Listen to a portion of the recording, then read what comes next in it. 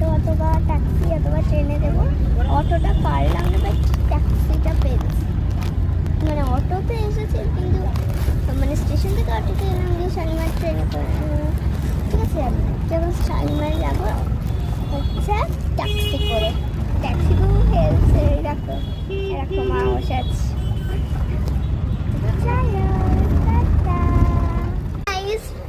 Hi guys, taxi থেকে আমরা এখন চলে এলাম ট্রেনে।